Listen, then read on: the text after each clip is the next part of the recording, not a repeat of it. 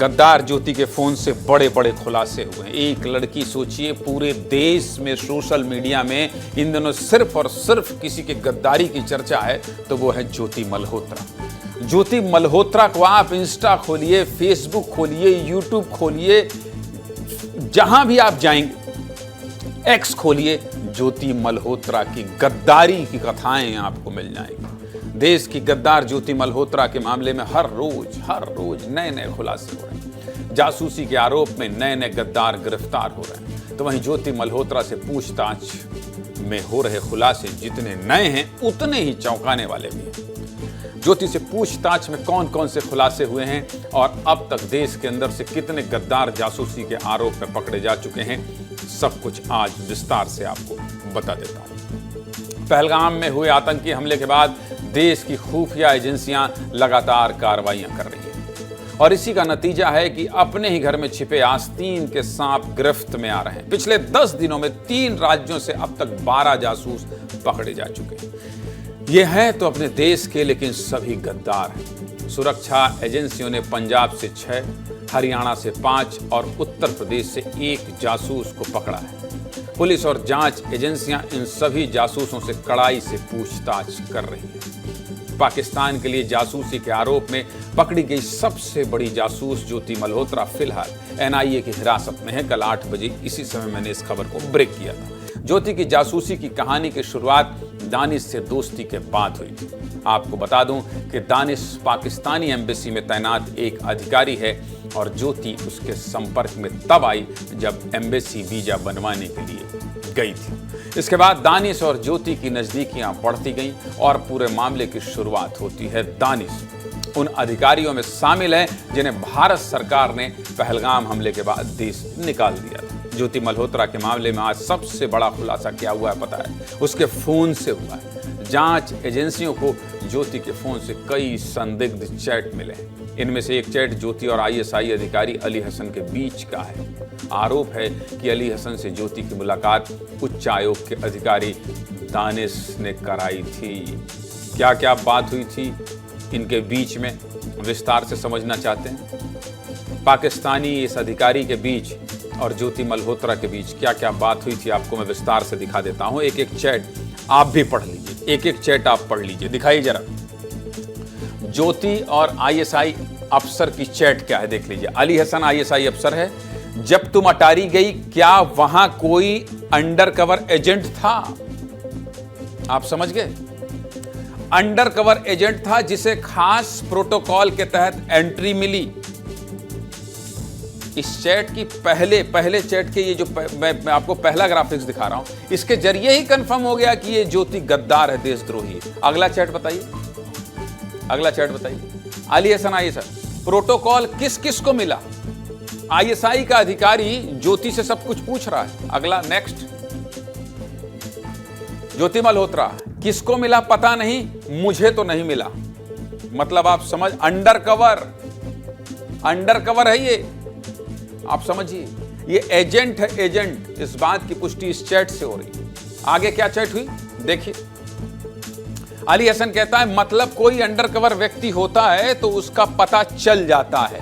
ये बता रहा है कि प्रोटोकॉल मिल रहा है या कुछ ऐसा हो रहा है, कुछ एक्टिविटी ऐसी होगी जिससे पता चल जाएगा कि वो अंडरकवर व्यक्ति होता है। इसके बाद कौन सी बातचीत हुई दिखाते जाइए। अली हसन ये भी लिख रहा है कि तुम्हें उसको वहां से निकालना था या उसको अंदर लेकर आना था। अब क्या बचा? अब क्या बचा? ज्योति की गद्दारी के सबूत इससे ज्यादा क्या चाहिए? अगला चैट देख लीजिए। देखिए क्या अली हसन लिख रहा है, उसको गुरुद्वारे के अंदर लेकर जाना था आपको। ये काम कर रही थी भाई पाकिस्तान के लिए। ज्योति और आईएसआई अधिकारी का चैट तो आपने देख लिया, लेकिन एनआईए की पूछताछ में कई अहम खुलासे हुए।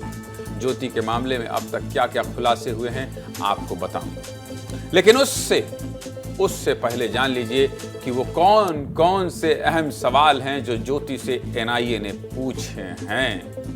देखिए, सूत्रों की माने तो एनआईए का ज्योति से सबसे बड़ा सवाल तो यही है कि दानिश से उसकी मुलाकात कब और कैसे हुई। और दूसरा सवाल यह है कि क्या ज्योति अभी भी दानिश के संपर्क में है या थी।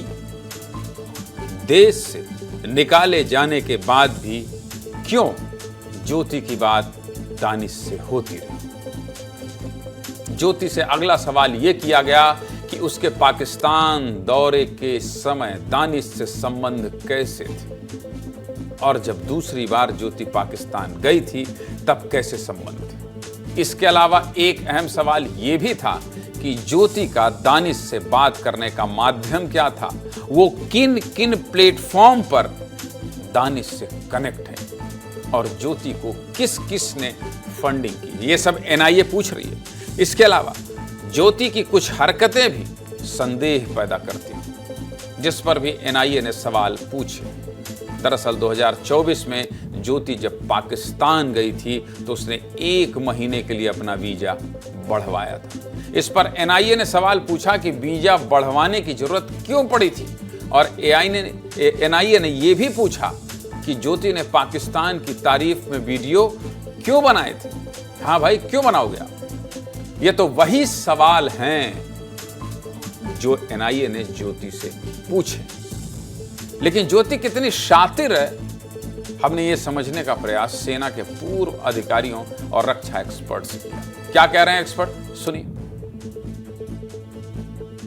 देखिए, अभी सोशल मीडिया का जमाना है और सोशल मीडिया के जरिए नए नए तरीके जब आते हैं तो उनके जो आईएसआई के जो लोग होते हैं या उनकी जो खुफिया शाखा के लोग होते हैं, वो साफ टारगेट ढूंढते हैं कि किसको इस चीज का शौक है। वो उस तरीके से उनको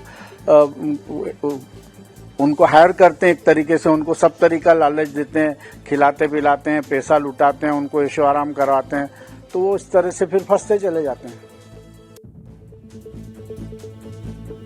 ज्योति पर शक होने की अहम वजह उसके पाकिस्तान जाने की टाइमिंग पर भी है। ज्योति के पाकिस्तान जाने की टाइमिंग पर सवाल क्यों उठ रहे हैं आपके जहन में? अगर आप ये सोच रहे हैं कि पाकिस्तानी तो गई है, इस पर सवाल क्यों उठना? ये कोई सामान्य बात नहीं है। अपनी स्क्रीन को देखिए, आपको पता चले। दरअसल ज्योति अब तक 4 बार पाकिस्तान गई है। सबसे पहले साल 2023 में वैसाखी के त्योहार पर पाकिस्तान गई थी ज्योति। इसके बाद साल 2024 में भी ज्योति वैसाखी पर गई थी। फिर इसी साल ज्योति दोबारा 17 अप्रैल से 25 अप्रैल तक पाकिस्तान में ही रुकी थी। ज्योति का 17 अप्रैल से 25 अप्रैल 2024 वाला दौरा सबसे संदिग्ध है। इसके अलावा इसी साल पहलगाम हमले के ठीक पहले ज्योति पाकिस्तान गई थी। ज्योति ने मार्च 2025 में पाकिस्तान का दौरा किया था। इसको लेकर भी सुरक्षा एजेंसी सख्ती से पूछताछ कर रही है। ज्योति एक ट्रैवल ब्लॉगर है और ब्लॉगिंग की आड़ में ही उसने देश की कई संवेदनशील जगहों की यात्राएं की और उन जगहों की वीडियो बनाकर जानकारी भी पाकिस्तानी खुफिया एजेंसियों को देती थी। कैसे ब्लॉगिंग के जरिए जासूसी करने का नया ट्रेंड शुरू हो रहा है, हमने इस पर भी एक्सपर्ट से बात करके समझने का प्रयास किया है। क्या कह रहे हैं एक्सपर्ट, सुनिए। ज्योति मल्होत्रा ने दोनों काम किए हैं। उसने कुछ कंटेंट्स बनाए जिसमें उसने पाकिस्तान की तारीफ की है। पाकिस्तान एक अच्छा देश है, उधर लोग बहुत खुश हैं, सब कुछ मिलता है। उससे जो हमारे लोग हैं उनके ऊपर साइकोलॉजिकल असर पड़ेगा कि अरे पाकिस्तान तो बहुत ही अच्छा है, और एक यंग लड़की, खूबसूरत लड़की जिसके पास पैसे हैं, जिसके इतने फॉलोअर्स हैं, और उसने एक नेटवर्क बनाया हुआ अपना, लगता है 8, 10, 12 लोग मिलकर जो करते हैं, तो वो डेफिनेटली हमारे लिए खतरनाक हो सकता है। ज्योति की हरकतों और उसके जासूसी के तौर तरीकों को तो अब तक आप समझ चुके होंगे, लेकिन अब आपको ये भी बता देता हूं कि आखिर ज्योति सुरक्षा एजेंसियों की रडार में कैसे आई और सुरक्षा एजेंसियां ज्योति तक कैसे पहुंची। आपको ये लग तो रहा होगा ना कि आखिर इसका खुलासा कैसे हुआ, ये कैसे पता चला कि ये ज्योति मल्होत्रा पाकिस्तान के साथ मिलकर भारत के खिलाफ साजिश रच रही है। अगर आपके मन में ये सारे सवाल चल रहे हैं तो देखिए इसके जवाब।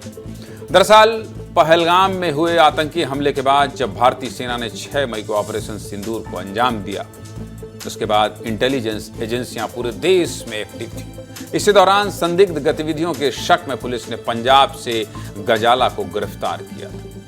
गजाला पाकिस्तान के लिए जासूसी करती थी। पुलिस ने जब गजाला से पूछताछ की तब पता चला कि गजाला अपना वीजा बनवाने के लिए पाकिस्तानी एम्बेसी गई थी।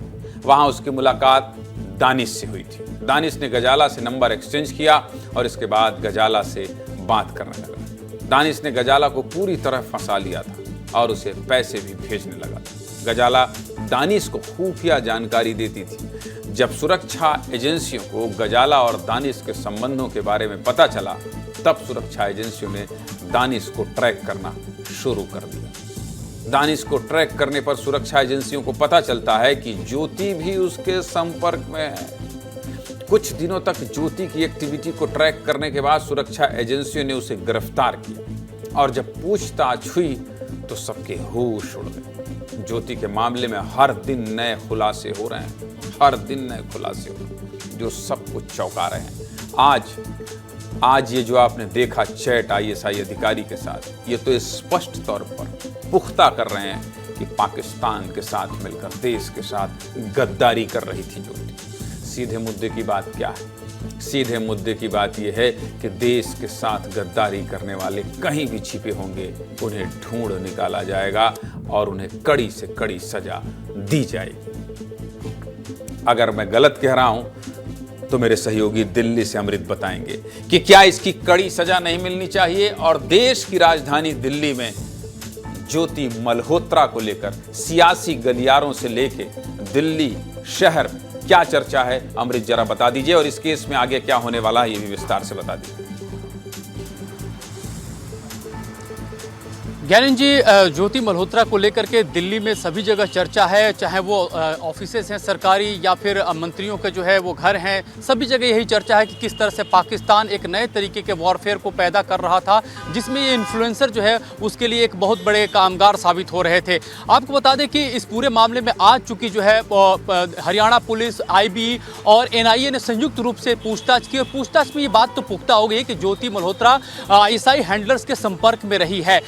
तौर पे जब उसका चैट लीक हुआ उसके बाद तो और पुष्टि हो गई है। इसमें दो बातें सामने आ रही है कि ज्योति मल्होत्रा ने दानिश के साथ भी जो व्हाट्सएप से बातचीत की थी उसको उसने डिलीट कर दिया था, जिसको लेकर के जो है साइबर सेल उसे रिवाइव करने की कोशिश कर रहा है। और लगातार जब पूछताछ हो रही है इन सब चीजों मामलों से जुड़े हुए, ज्योति मल्होत्रा अभी भी सच नहीं बोल रही है, झूठ बोल रही है और गुमराह करने की कोशिश कर रही है। सबसे बड़ा जो पर्दाफाश हुआ है जो उसमें यह है कि ज्योति मल्होत्रा के जो एक ग्रुप है जो उसमें वो लोग ये कोशिश कर रहे थे कि सिम कार्ड ले रहे थे और सिम कार्ड जो है किसी दूसरे को दिया जा रहा था। हो सकता है इसका इस्तेमाल जो है पाकिस्तान के लिए जासूसी के लिए हो। अभी इसको लेकर भी इस एंगल पे जांच हो रही है। और दूसरा, हिंदुस्तान में जो पंजाब है अपना, इस पंजाब को बुरी तरह से प्रभावित करने के लिए भी एक नैरेटिव बिल्डिंग का खेल चल रहा था, जिसमें यह दिखाया जा रहा था कि पाकिस्तान के हिस्से का पंजाब कितना खुशहाल है और वहां पे किस तरह से जो है सिख परंपरा को और पंजाबियत को जो है अदब और इज्जत दी जाती है। इसको लेकर के जो है कई सारे वीडियो बन रहे थे, नैरेटिव बनाया जा रहा था और एक घृणा वाली व्हाट्सएप मैसेज भी पाकिस्तान की तरह से पंजाब के युवाओं के व्हाट्सएप पे भेजा जा रहा था कि कैसे और पाकिस्तान को ये लग रहा था कि ये सब चीज होता रहेगा अमृत, और भारत को इसका पता नहीं चलेगा। धीरे धीरे ये तार जिस तरह से खुल रहे हैं, इससे पता चल रहा है कि देश में ही बैठे लोग किस तरह से गद्दारी कर रहे थे चंद रुपयों की खातिर। बहुत धन्यवाद आपका।